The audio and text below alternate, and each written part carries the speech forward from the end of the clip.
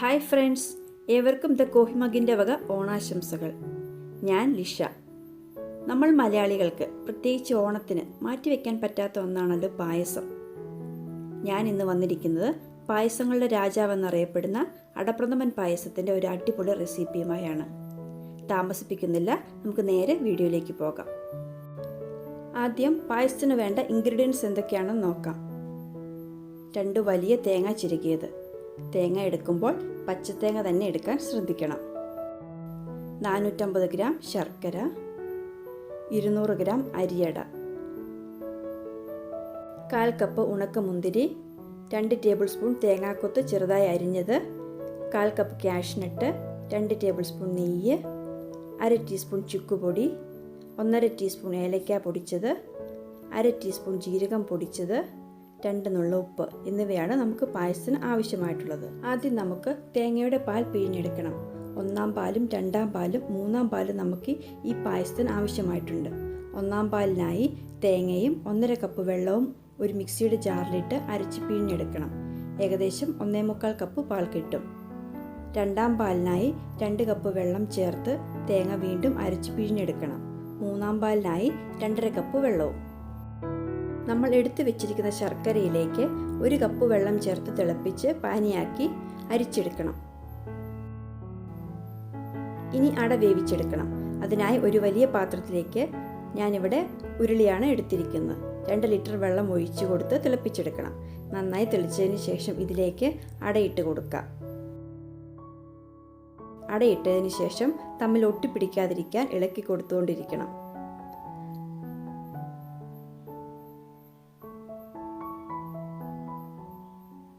അട നന്നായി വെന്ത് വരാൻ ഏകദേശം 15 മിനിറ്റോളം സമയമെടുക്കും.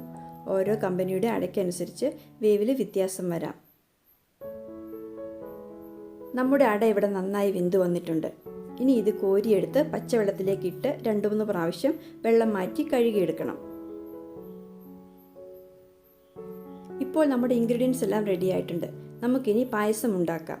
അതിനായി ഉരുളിയിലേക്ക് ശർക്കരപ്പാനി ഒഴിച്ചു കൊടുത്ത് തിളപ്പിച്ചെടുക്കാം. 5 മിനിറ്റോളം തിളപ്പിച്ച് ചെറുതായി പാനി ഒന്ന് കുറുകി വരണം.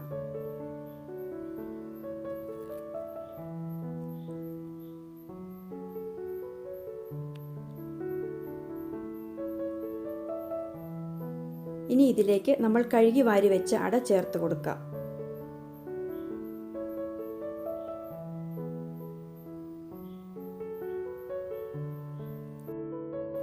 ഇടയ്ക്കിടയ്ക്ക് ഇളക്കി കൊടുത്തുകൊണ്ടിരിക്കണം.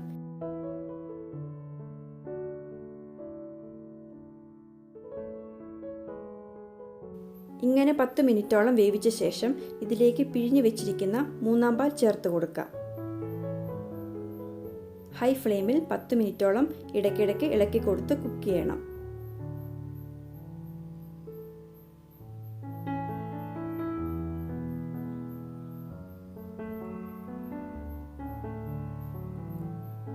ഇനി 2-ാം പാൽ ചേർത്ത് കൊടുക്കാം. ഇതും ഏകദേശം 15 മിനിറ്റോളം തിളപ്പിച്ചെടുക്കണം. നിങ്ങൾക്ക് പായസത്തിന് വേണ്ട മുറുക്കത്തിനനുസരിച്ച് സമയത്തിൽ വ്യത്യാസം വരുത്താവുന്നതാണ്.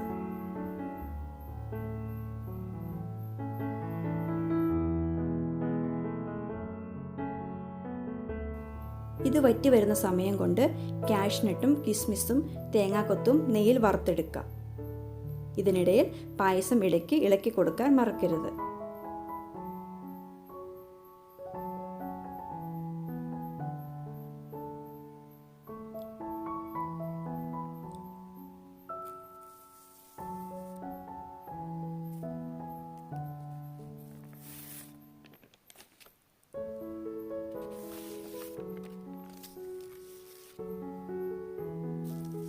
ഇപ്പോൾ നമ്മുടെ പായസം നന്നായി കുറുകി വന്നിട്ടുണ്ട്. ഇതിലേക്ക് 1-ാം പാൽ ചേർത്ത് കൊടുത്ത് തിളച്ചു പോകാതെ പെട്ടെന്നൊന്ന് ഇളക്കി കൊടുക്കണം.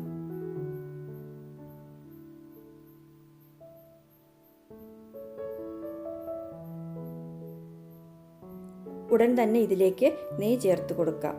ഒന്ന് ഇളക്കിയതിന് ശേഷം തീ ഓഫ് ചെയ്യുക.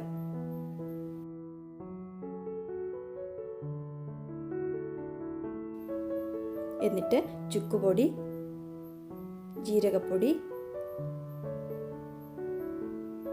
ഏലക്കാപ്പൊടി എന്നിവ ചേർത്ത് കൊടുക്കാം.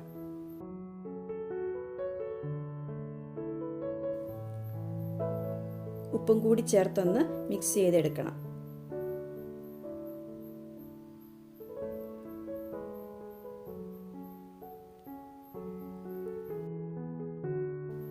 ഇനി അവസാനമായി വറുത്ത് വെച്ചിരിക്കുന്ന കാഷ്നട്ടും കിസ്മിസും തേങ്ങാക്കൊത്തും ചേർത്ത് കൊടുക്കാം.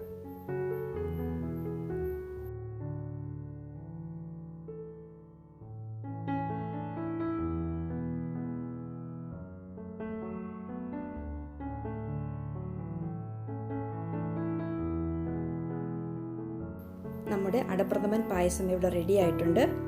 അപ്പോൾ നിങ്ങളെല്ലാവരും ഒന്ന് ട്രൈ ചെയ്ത് നോക്കിയിട്ട് അഭിപ്രായം അറിയിക്കണേ.